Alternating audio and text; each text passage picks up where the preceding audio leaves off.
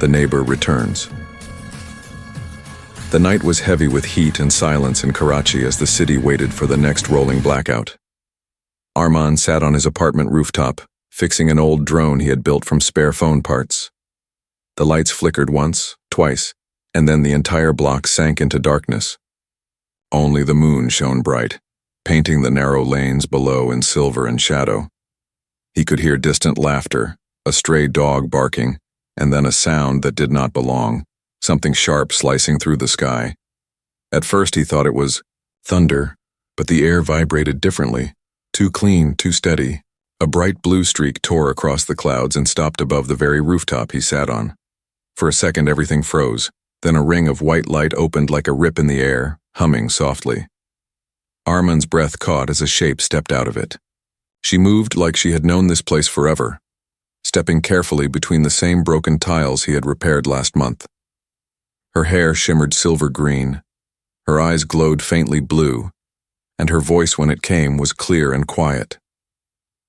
"Do you recognize me, human?" "I'm your childhood neighbor." Arman almost laughed, thinking it was a prank. But when she said his name, when she said it the way only one person ever had, softly, stretching the second syllable, it hit him like a punch of memory. "Lyra?" he whispered. The name tasted like dust and summers long gone. She smiled, and for a moment she was no alien at all. Just the little girl who used to race him through the alleyways, who vanished one monsoon night when the floodwaters rose and the police said a family had moved away quietly. But that was 15 years ago. He had mourned. He had moved on, or at least told himself he did. Yet here she was, unchanged, only impossibly older and not human anymore. "I waited a long time," she said, glancing at the skyline where the power was slowly coming back in patches. "You used to fix kites on this roof. You used to whistle that silly tune." Arman's throat tightened because she was right, because she remembered what no one else could have known. "What are you?" he managed to ask. Lyra hesitated, then raised her hand. Her skin shimmered, the tan fading into soft metallic hues, her fingers dividing into fine luminous threads before merging back. "My people hid here once," she said. "We were running from something. The Concord found us eventually. I had to disappear." She looked at him, searching his face for anger. "But you are part of something they cannot erase. I came back because I need you, Arman." He shook his head, still half lost between awe and disbelief. "Need me? I'm just an engineer who fixes scrap drones." She smiled again, almost sadly. "Exactly. Humans fix things even when they are broken beyond reason. That's what I need." She walked to the old water tank at the edge of the roof and traced her fingers across the rusted metal. Lines of light spread from her touch, forming shapes Arman remembered from their childhood chalk games. The same symbols they had drawn on school desks, never knowing they meant anything. "This," she said, "is a map, hidden in your city. We made it when we were children, but you didn't know what you were carving. It is the key to a lock built by your kind long before you were born." Arman stared at the glowing lines as they shifted into a pattern of stars. He recognized some, but others seemed to move on their own, pulsing in rhythm. "Why me?" he asked. Lyra turned back to him and her eyes softened. "Because you remember.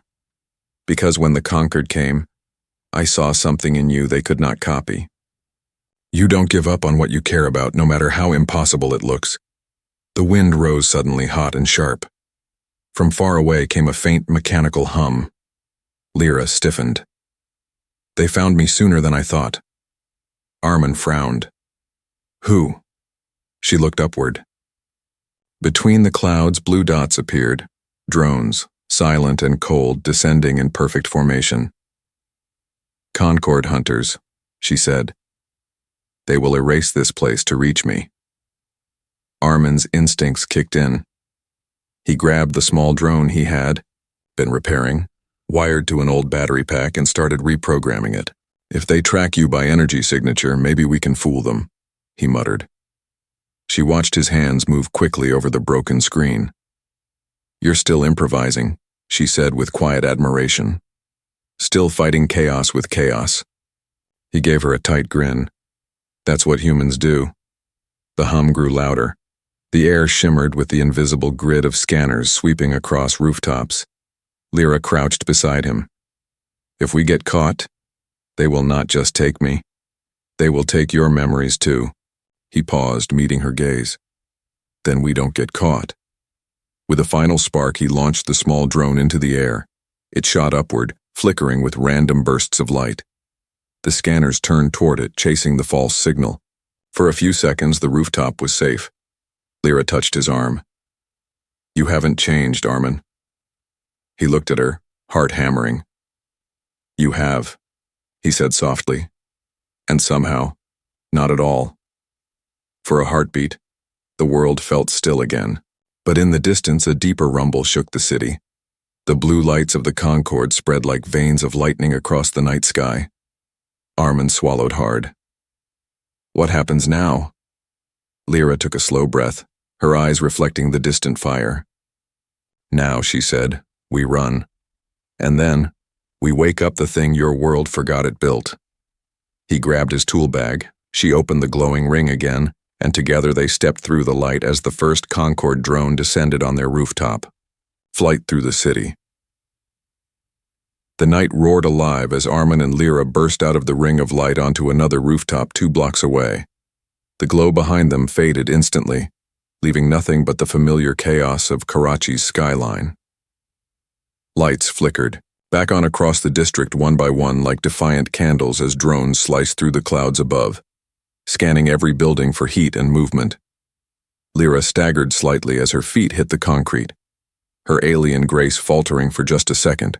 Before she steadied herself, her skin shimmered again, turning dull gray as if she were absorbing the color of the night.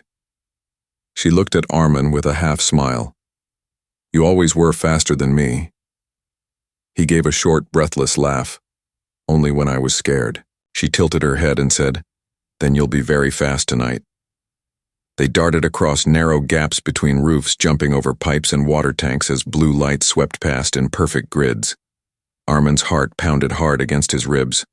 The city he knew so well looked alien now, every shadow a possible death trap. Every open window a silent witness to something too strange to be real. Below them, alarms wailed and people shouted, unaware of what hunted above their heads. The Concorde drones were not loud, but their silence was worse. Each moved with the precision of a predator that had never lost a chase. Lyra stopped suddenly, pointing ahead. Down there, she whispered, the old school. He followed her gaze and saw it, the crumbling building where they had first met years ago when they were just children drawing chalk maps on the floor because they had no paper and no fear. They slipped down a staircase where the railing was half broken and entered through a cracked window. The school smelled of dust and rain and memory. Lyra's glowing eyes dimmed to a human brown as she looked around, running her fingers over the walls. You hid from the headmaster here. Once she said quietly. He nodded, remembering hiding from punishment after stealing extra chalk to finish their secret game. The moonlight fell through a hole in the ceiling, touching the row of old desks, still lined in broken rows. Armin walked toward one of them, his steps slowing until he found it, their desk. He brushed off the dust and smiled bitterly. There it is, he whispered. The carving was still there, faded but visible, 2 initials and a looping pattern that spiraled around them like a child's imitation of a galaxy. Lyra reached into her coat and pulled out a small, flat device no larger than a coin. She pressed it to the carved surface and the pattern came alive. Light flowing across the wood and into the air above them, forming a 3-dimensional map. Armin stared at it, wide-eyed. The stars moved like dancers, shifting into a rhythm almost musical. Lyra touched a point near the center and said, This is what the Concorde never found. It's not coordinates, it's a frequency map built on human rhythm. Not numbers, but timing your world's heartbeat. They cannot predict it because it is not uniform. It changes with every culture, every street, every song. Armin blinked, trying to understand. You mean this is a code made of mistakes? She smiled. Not mistakes. Life. Randomness, emotion. That's what they fear. It's why they came here centuries ago to learn it, but they never could. The drones are built to erase it. A sudden flash of blue light filled the window. The drones had found their trace. The desk glowed too bright now. Like a beacon, Armin grabbed the device and slammed it shut. The projection vanished, but outside the hum grew louder. He turned to Lyra. They know. She nodded grimly. We can't stay here. He looked at the desk one last time, then pulled her toward the back door. They ran through the alley as a beam of energy sliced through the wall behind them, showering sparks and dust. Armin stumbled, coughing. Lyra pulled him forward, her voice steady. Follow me. There is an old drainage tunnel under the tram line. They slid into the tunnel, crawling through the narrow concrete pipe, while the city above rumbled with searchlights and explosions. The sound of water echoed around them, mixed with the rhythm of their breathing. Armin thought of how absurd it was that he was following a childhood friend who turned out to be an alien through a sewer under a city being hunted by machines. He almost laughed, but the air was too thin for humor. When they finally emerged on the other side, they were near the old harbor district. The smell of salt and oil hung heavy in the air. Lyra stood up straight, her hair clinging to her face. She looked out toward the water. The Concorde will expand the search zone soon, she said. We need to move inland. Armin frowned. No. They'll expect that. If your map came from human rhythm, maybe we should hide where the rhythm is strongest. Lyra glanced at him uncertainly. What do you mean? He pointed toward the maze of narrow streets leading to the bazaar. In the market, the noise never stops. Voices, drums, footsteps. Maybe we can hide in the crowd's heartbeat. They made their way there through side alleys, staying in the shadows. The closer they got, the louder the sound grew. The night market was still open, vendors shouting over one another, music spilling from radios, rickshaws honking. It was chaos, beautiful human chaos. Lyra hesitated at the edge of the light, then pulled up a hood over her shining hair. Armin smiled. You'll fit right in now. They walked through the crowd, blending into the motion around them. For a few minutes the fear lifted, as if they were just two old friends walking home again. But then Lyra stopped near a street musician tapping a metal drum. The rhythm was uneven and playful. She closed her eyes, listening. That's it, she whispered. That's the pattern. It's the same timing as the map's base code. She took out the coin device again, hiding it inside her sleeve, and synced it to the beat.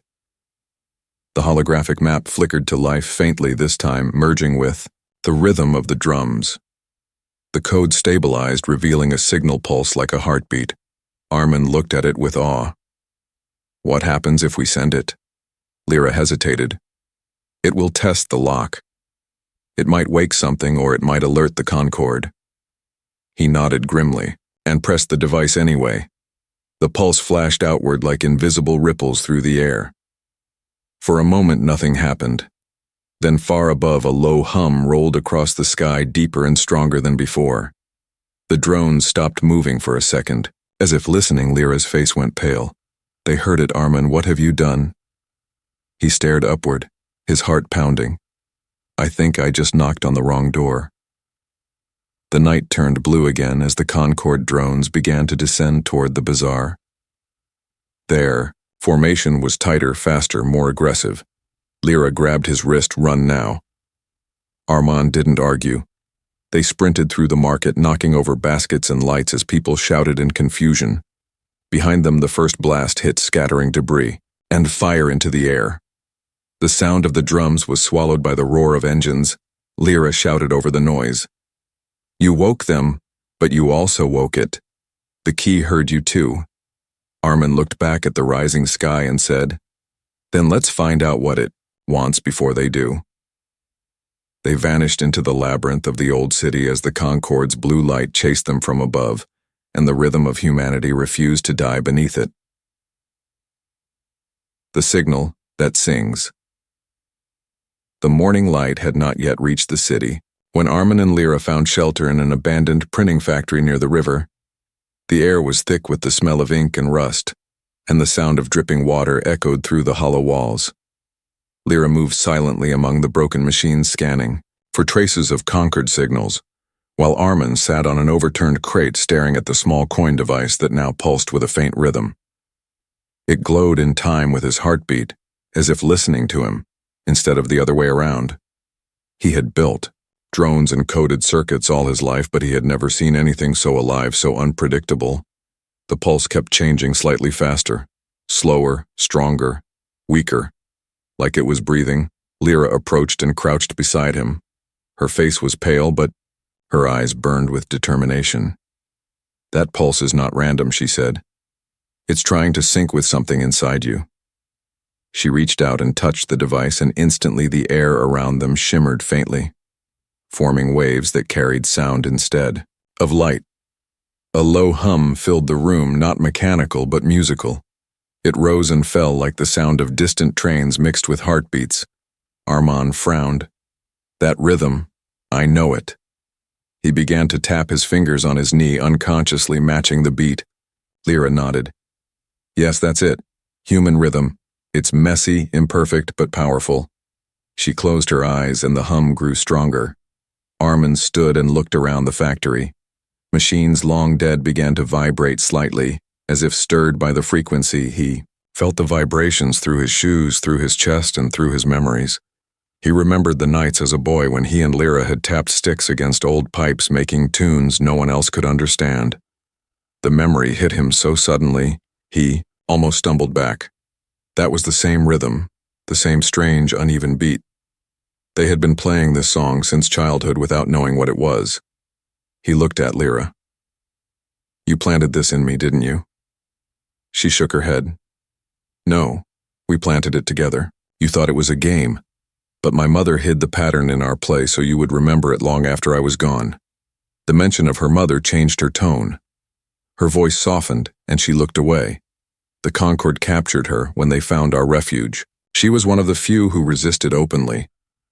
They erased her records and called her a myth, but she built the first human-aligned defense system. She believed Earth had something the galaxy needed, not weapons but stories.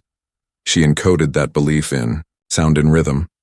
That's why we carved those patterns, because she wanted it safe where only humans could hear it. Armin felt anger rising. The Concord killed her for that, didn't they? Lyra nodded quietly. They feared her because she understood. Something they never could control cannot survive chaos, and humans are the masters of chaos. He clenched his fists. If this signal can wake whatever she built, we can use it against them. Lyra smiled slightly. Not against them for us. If we try to fight them with their own logic, we lose. The key doesn't destroy it, reveals it, awakens memory. Her voice trembled a little as she said it. It makes people remember who they are. That is more dangerous than any weapon. Before Armin could answer, a noise cracked through the silence, a deep mechanical voice echoing from above. "Citizens of Earth, surrender the human key for your own preservation. Failure to comply will result in complete environmental sterilization." The Concord had found them again. The windows flashed blue as drones swept over the district. Lyra grabbed the coin and slid it into a slot on her wristband, merging it with her own tech. "I can mask us for a few minutes, but not longer. We must move." Armin nodded and began scanning the room for an exit. There was an old conveyor line that led to a broken loading dock. Maybe he could make it work. He ripped open a fuse box and began connecting wires with quick, nervous hands. Lyra watched him working in silence, then said softly, "You still build faster under pressure?" He grinned just a little. Adrenaline is a great teacher. The hum outside grew louder. Blue light leaked through cracks in the walls. He connected the final wire and the belt sputtered to life. They climbed onto it as it rolled slowly toward the dock. The door ahead burst open just as they reached it. A Concord hunter floated in the air, sleek and silver, with a single bright eye scanning the room. Lyra raised her hand and the air shimmered. The drone paused, confused by the distorted heat pattern. Then she whispered, "Run," and they jumped. The drop was high, but Armin hit the ground rolling. He pulled Lyra to her feet, and they ran through narrow alleys toward the river. Behind them, the factory exploded in, White light, but the rhythm device still pulsed through the air like an echo. The sound had spread. It bounced off metal walls and street signs, and even the water. The city itself seemed to carry the beat. Armand realized it was everywhere. The trains, the footsteps, the traffic, every pulse of human life matched it somehow. The Concord would never be able to silence all of it. They reached an old ferry dock and hid behind a stack of rusted barrels. Lyra checked her wristband. The signal is stronger. Now the key is waking the Terran satellite my mother built. It's old but still listening. Armand caught his breath. You mean there's something up there waiting? She nodded. It was hidden before the Concorde took the skies. It's not a weapon. It's a broadcaster. It can amplify human thought and story across light years. If it wakes fully, the Concorde mind nets will be overwhelmed by the flood of memory. They erase identity to maintain order. But if we broadcast everything, they have erased every song and every story. They will drown in it. Armand looked up at the dawn sky painted with faint purple. He could already see the drones circling like hawks. The ultimatum voice echoed again. Return the signal immediately or face cleansing. He turned to Lyra and said quietly, if we do nothing, they'll burn the whole city. She met his eyes with fierce calm. Then we make them listen. We use your world's chaos. We make every street, every voice. A signal, Armand nodded slowly, his fear turning into a hard kind of resolve. He picked up a small recorder from his bag. It still held sound samples from the bazaar, the music, the shouting, the laughter. He played it through the device, and the rhythm matched perfectly. The coin pulsed brighter than ever. It began transmitting not just sound but feeling. He felt his heart sink with it. The pulse of 1,000 human lives blending into one. Lyra smiled with something like pride. You see now what they fear most. The signal is human. It is alive. It cannot be controlled. She placed her hand over his and whispered, the Concorde will come harder now. They will destroy what they do not understand. Armand looked at her with a steady gaze. Let them try. We have the rhythm of Earth, and they have silence. Above them, the sky cracked open with blue light as the Concorde fleet descended. Their ultimatum turned into static, drowned by the echo of a song rising from the streets below, a song built from footsteps engines.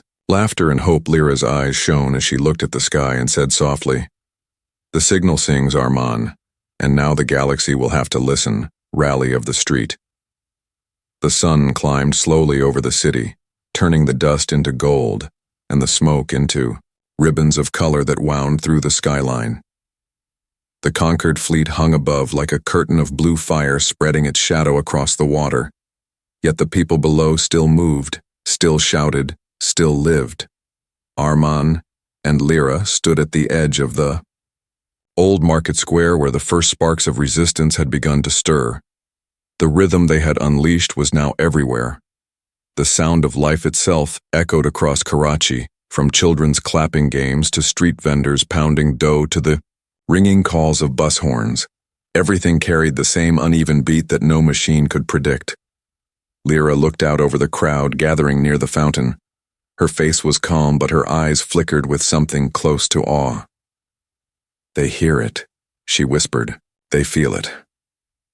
Armand watched as more people joined, old women carrying baskets, young men still in work clothes, students clutching broken phones.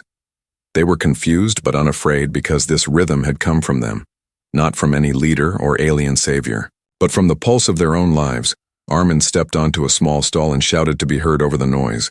The Concorde is coming, he said. They want silence, but we are not built for silence. We talk, we argue, we make noise. That's how we live. That's how we win. Lyra translated his words into pulses of sound with her device, sending the message across every cheap speaker, every radio, every abandoned car stereo in the district.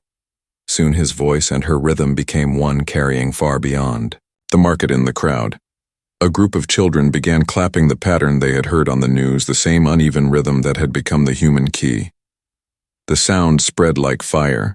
The tea vendor joined by beating his spoon against a metal pot. The rickshaw drivers honked their horns in time with the pattern. the air filled with a thunder of imperfect timing that somehow fit together perfectly. Lyra turned to Armin and smiled. This is what they cannot fight. Coordination born from chaos. Humans. Move as one without orders. From the sky came a new sound.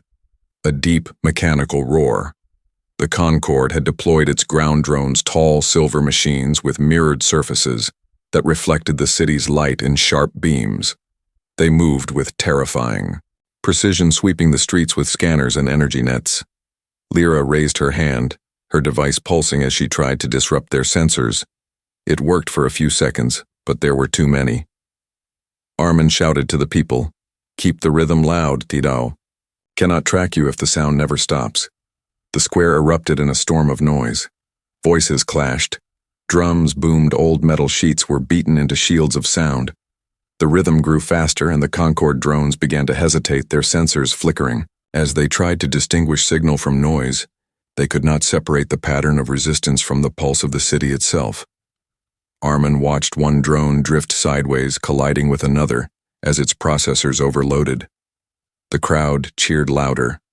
Through the chaos, an old man stepped forward. It was Armin's former teacher from the school, the one who had scolded him for carving the desk years ago. His hair was white now, but his eyes were sharp. He carried something wrapped in cloth and handed it to Lyra. "I kept this all these years," he said. "It reminded me of you." She unwrapped it and gasped. It was the wooden desktop they had carved together, still bearing the faint marks of their childish spirals. Lyra touched the carvings and the lines, flared with light. The map's rhythm synced perfectly with the noise outside, amplifying it through every wall in the district. The city itself became a living transmitter. Armin felt the air tremble, as if reality itself was listening. The key was no longer just a signal. It was a heartbeat linking every human nearby in one vast pulse. The Concorde fleet above adjusted formation, sending down a focused beam of silence, a field meant to cancel sound entirely. Everything froze for a moment as the air thickened with tension. Then Lyra turned to Armin, eyes blazing. "They are trying to erase the rhythm. We must break their focus." He nodded and ran to a nearby rooftop, pulling a tangled mess of wires and speakers from a pile of scrap. He began connecting them one by one. Forming a crude amplifier, Lyra climbed after him, setting the desktop in the center as a conductor. The teacher stayed below, guiding the crowd to keep the rhythm steady. Drones swarmed overhead, firing small bursts of light, but the sound waves distorted their aim. Each shot missed by fractions of a second because human timing never matched machine timing. Armin's hands moved faster than thought, soldering wires with sparks flying around him. When the last cable was fixed, he shouted. Now Lyra pressed her hand to the desk and the map ignited in a blaze of shifting color. A low tone rolled out across the city, deep and strong. It was the sound of every human heart beating together imperfectly, beautifully real. The silence field shattered, unable to hold against the sheer irregular power of life. The Concorde drones staggered midair, some falling like stones, others retreating upward. But victory was not complete yet. Above them, the main Concorde cruiser began to open a port, a glowing sphere forming at its center. It was the cleansing beam, a weapon designed to erase all organic signatures within miles. Lyra looked up, her expression hard. That is their last command. They will destroy the city to stop the rhythm. Armin's jaw tightened. Not while I'm still breathing. He turned the amplifier toward the sky and increased the output to maximum. The old machine groaned and cracked, but the sound grew louder, spreading from building to building. The crowd followed his rhythm, beating drums with anything they could find, pots, pans, even their own chests. The sound rose into a storm of human defiance. Lyra's voice cut through it all. Armin, the satellite above. It's waking. We can link to it now. He nodded. Go do it. She hesitated. You'll burn out the amplifier. He smiled grimly. Then I'll burn bright. She closed her eyes and channeled the signal through her wristband, connecting the desk to the sky. A beam of white light shot upward, carrying the rhythm with it. For a moment, everything was pure sound and light. The Concorde cruiser hesitated, its cleansing beam flickering, then destabilizing. The feedback loop was too strong.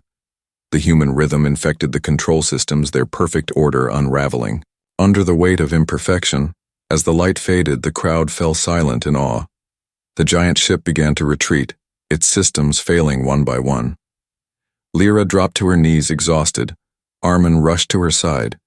She opened her eyes, weak but smiling. The relay is alive but incomplete. We need one last piece to connect it to the rest of the world. The phase crystal from the command ship.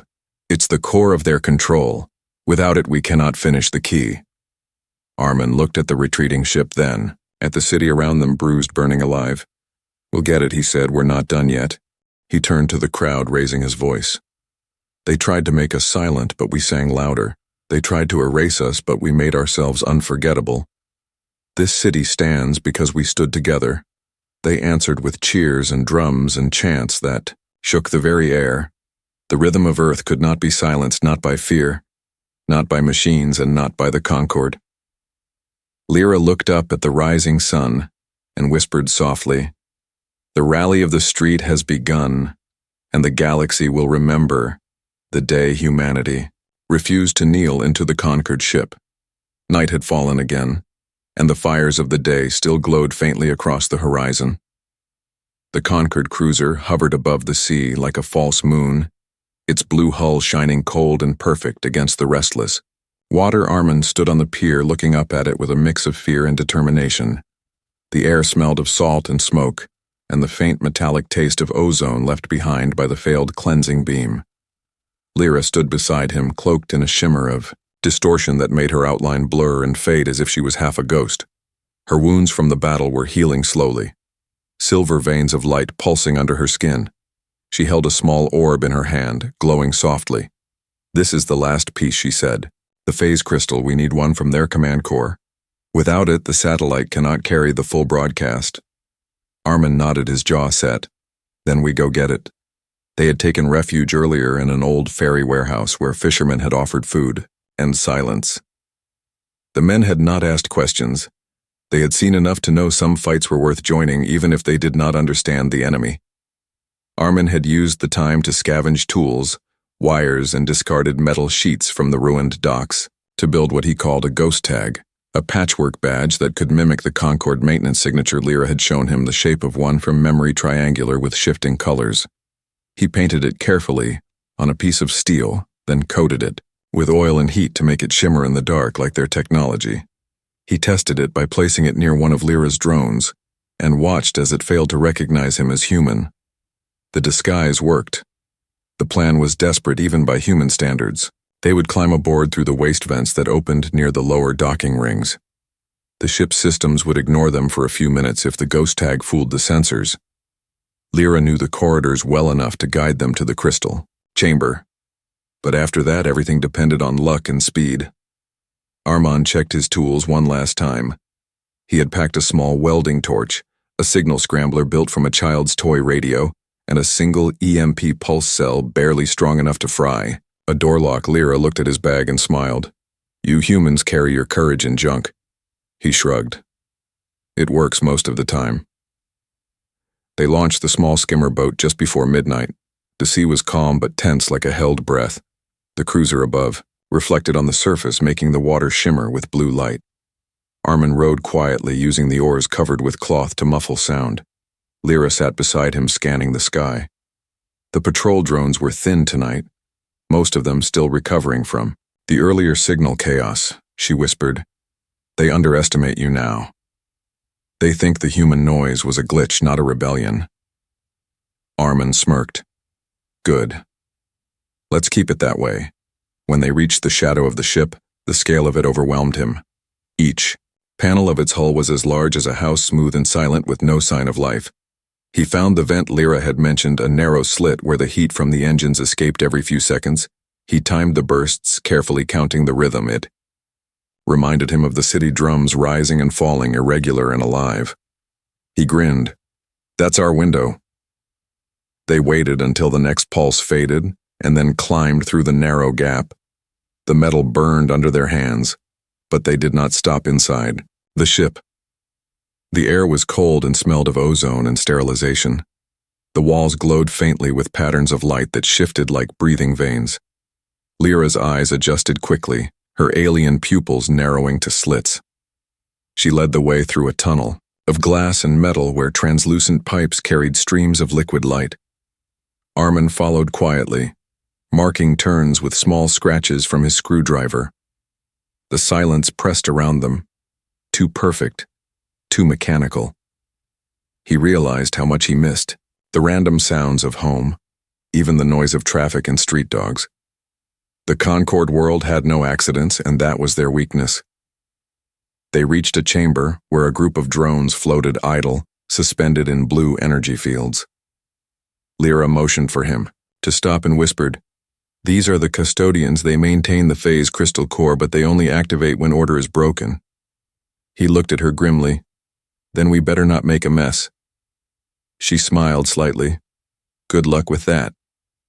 They crept along the wall until they reached a sealed door shaped like an iris of silver blades. Armand placed the scrambler near the lock and activated the EMP cell. The pulse cracked softly, and the door flickered open, revealing a blinding white room. Inside stood the phase crystal. It floated above a pedestal, a swirling sphere of pure light that seemed to hum with distant echoes. Lyra's face softened when she saw it. "My mother built the prototype of this. The Concord stole it and turned it into control.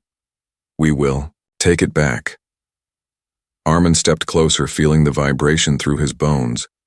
The light reacted to his presence, flickering like it recognized something human. He reached out, but Lyra stopped him. "Wait," it reads. "Intentions, not commands. If you approach with greed or anger, it will reject you. You must mean what you say." He met her gaze, steady and calm. "Then I'll tell it the truth." He placed his hand near the light and spoke quietly. "We are not perfect. We make mistakes. We fight and fail and rise again. But we keep each other. That is our strength." The crystal pulsed once, then split gently from its cradle, floating into his hands. The hum turned warm, softer, more alive.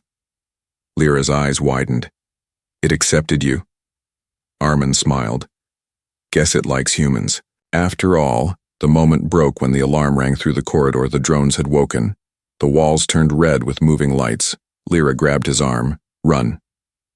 They dashed through the chamber as metallic shapes poured from the ceiling, firing streams of blue light. Armin threw the scrambler behind them, and the signal exploded in a wave of distortion, sending the drones spinning. He could feel the heat on his back as he sprinted through the tunnels. The ship groaned under the pressure of conflicting systems, their perfect order collapsing under chaos. He laughed breathlessly as they ran. That's what you get for underestimating noise. They burst through the vent and fell into the water below. The cold sea hit like ice, but they surfaced quickly, gasping. The cruiser above flared with confusion as lights blinked erratically. The human signal from the crystal was already infecting its systems, spreading through every communication node. Lyra clutched the crystal to her chest and whispered, "It's singing again." Armin kicked toward the skimmer, dragging her behind him. The ship fired once more, but the beam missed its mark by meters, unable to track their erratic movement. They reached the shore as the great cruiser began to drift, its engines failing one by one on the beach. Lyra collapsed, breathing hard. The crystal lay between them, glowing faintly with a rhythm that matched the waves. Armin looked up at the city lights flickering in the distance. The people were still awake, still, drumming, still alive. He turned to Lyra and said softly, "Now we finish it. We give this back to them." She nodded weakly. "The satellite waits. It will need all the rhythms of Earth to wake fully." He smiled through exhaustion. "Then we'll give it everything." We've got behind them the wrecked Concord ship, tilted slowly, its lights fading into darkness. Above it, the stars seemed brighter than before, as if listening to the rhythm that refused to die. The tide carried the sound across the shore, blending with the heartbeat of a planet that had finally begun to remember its own song. Humanity had stolen fire once before. Now it had stolen rhythm from the silence of the stars, and the galaxy would soon hear it. The broadcast of Earth. The dawn came pale, and slow stretching its light across the ruined docks where the sea met the broken edge of the city. Armin stood on the sand, soaked to the knees, his eyes fixed on the horizon where the last shadows of the Concorde fleet shimmered like fading ghosts. Lyra sat beside him, her silver blood drying into faint lines across her arms. The phase crystal rested between them, glowing with a pulse that seemed to echo the heartbeat of the world around them. It had not stopped singing since they left the cruiser, its rhythm steady and alive as if it knew what was coming next. Armin watched the water shimmer in the first rays of light and said quietly, "It's time." Lyra nodded, her face calm, but her eyes trembling slightly. "The satellite waits above. Thus the old Terran system built before your world forgot its voice. My mother called it Echo. She believed one day humanity would need a mirror to remind the stars of who they were." They began their walk inland, passing through streets that had become strange and sacred overnight. The people they met did not hide anymore. They gathered at doorways and rooftops, holding makeshift instruments, metal pots, wooden sticks, drums fashioned from barrels. Some still carried wounds from the battles of the night before, but they smiled when they saw Armin and Lyra. They had heard the rhythm even in their sleep, and it had filled them with something they could not name. Armin stopped at the central square where the fountain still flowed despite the cracked tiles. Around it stood hundreds of people, their faces turned upward, waiting. He raised the crystal above his head, and the light spread across them, painting every face with the same soft glow.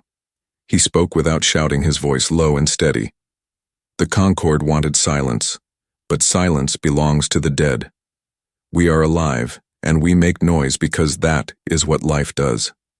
The crowd murmured in agreement, their voices building until they became one long breath of sound. Lyra stepped forward and placed the crystal on the ground, connecting it to the portable relay built from the old amplifier. The desktop and a dozen patched wires. Armin knelt beside her and began aligning the frequencies. His hands moved with calm precision, every motion shaped by years of building and fixing. When he touched the final wire, the relay came alive with light. The air itself seemed to vibrate, as if the city's heartbeat was growing louder. Lyra closed her eyes and began to speak in her language, her voice rising and falling like a song, but not one of melody. It was rhythm, pure and raw. It matched the sound of footsteps and breaths of engines and sea waves and the faint hum of the earth itself. The people joined her, clapping, stomping, shouting. The city turned into one living instrument. Above them, the conquered fleet regrouped its ships, forming a wall of light across the sky. The commander spoke through the clouds, a voice cold and mechanical. "Cease transmission or your world will be cleansed again." Armin looked up at the blinding blue shimmer and shouted back, "Then you will have to erase every sound we make, every breath, every heartbeat, because that is who we are." He turned the relay to maximum. The sound erupted like a storm. The pulse raced from street to street, from rooftop to rooftop, until it reached the mountains and bounced back stronger. The signal rose through the clouds where it met the orbiting satellite, Echo far above the world. Echo stirred for the first time in centuries. Its surface was covered in dust and ice, yet within its core slept the stories of old, the forgotten recordings of human voices, laughter, cries, songs of joy and pain. It began to replay them, amplified by the living rhythm below. It broadcast them across the sky in waves of pure memory.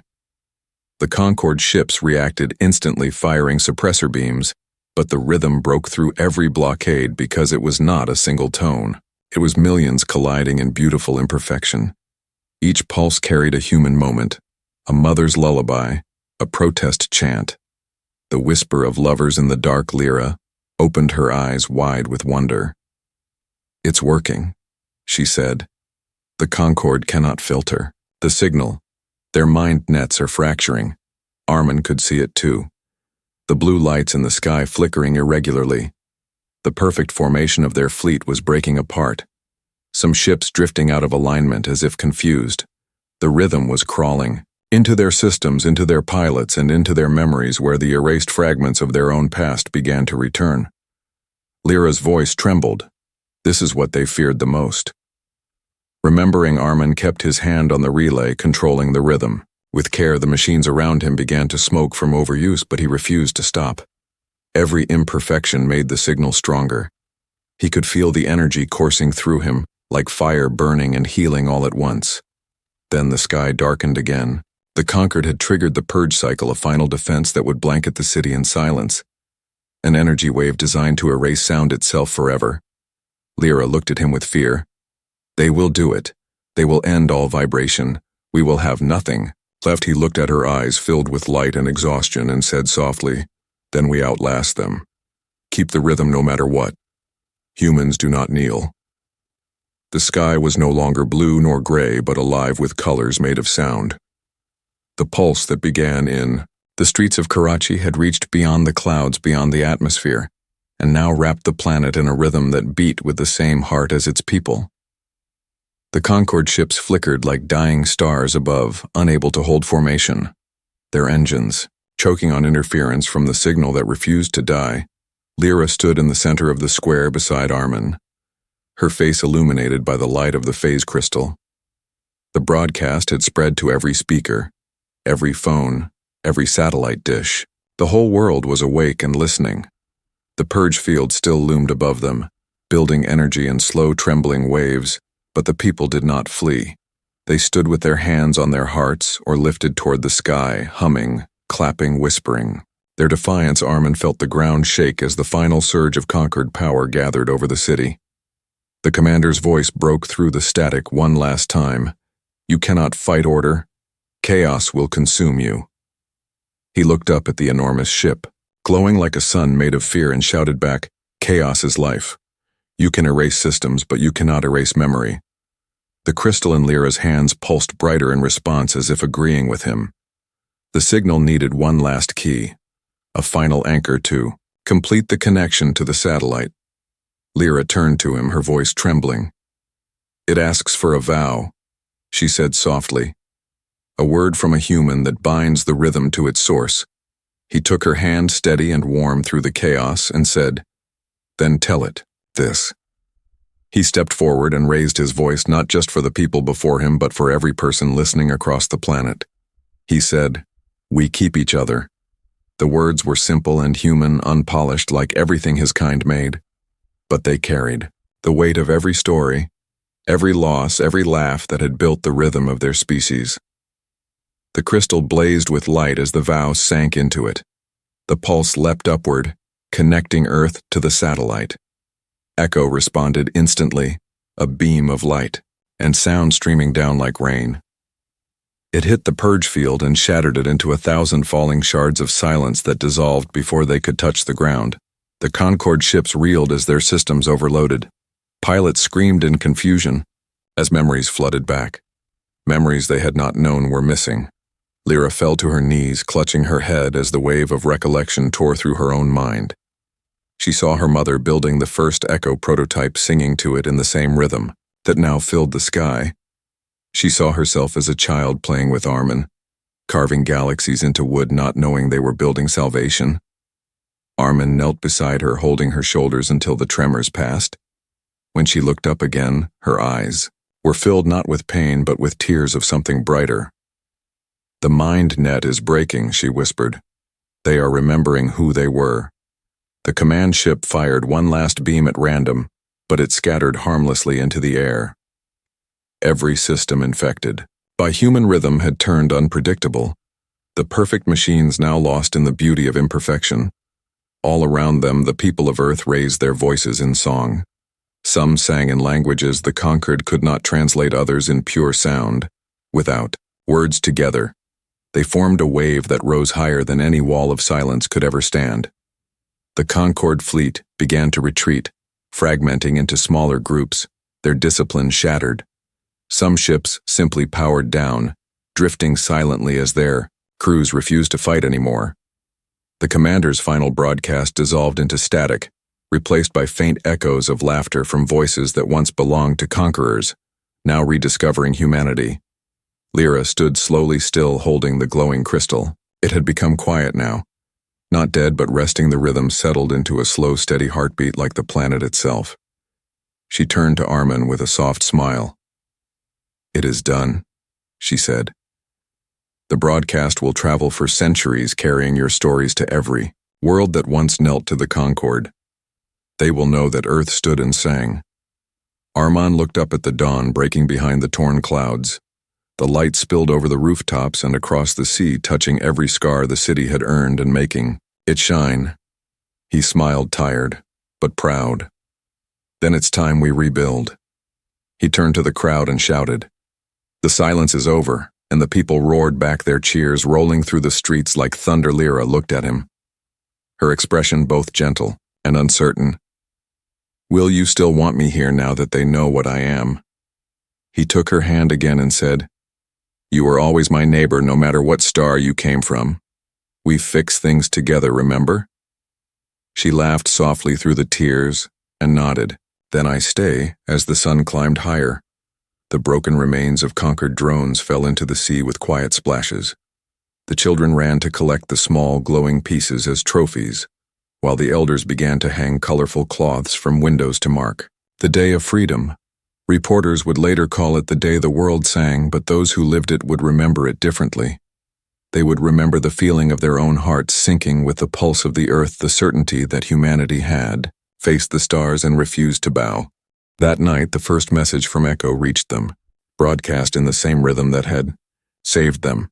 It carried the voices of distant beings, other conquered worlds now waking to the sound of human defiance. Lyra translated the words. Aloud, they say your noise reached them across light years. They say it made them remember their own songs. Armand listened quietly, his eyes reflecting the stars above. Maybe the galaxy will start singing again, he said. Lyra smiled. It already has. The people of Earth danced in the streets, their footsteps forming the rhythm that had begun it all. The drums of Karachi, the bells of Delhi, the guitars of Madrid, the choirs of Nairobi all joined together. In a living network of sound, no more perfect order, no more silence, only the messy, unstoppable music of life. Armand stood on his rooftop where it had all begun, watching the horizon glow with lights from both earth and sky.